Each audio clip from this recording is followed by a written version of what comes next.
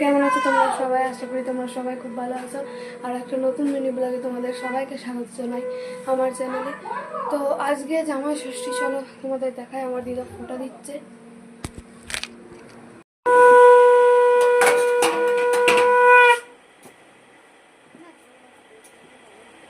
লাগেনি তো? না না,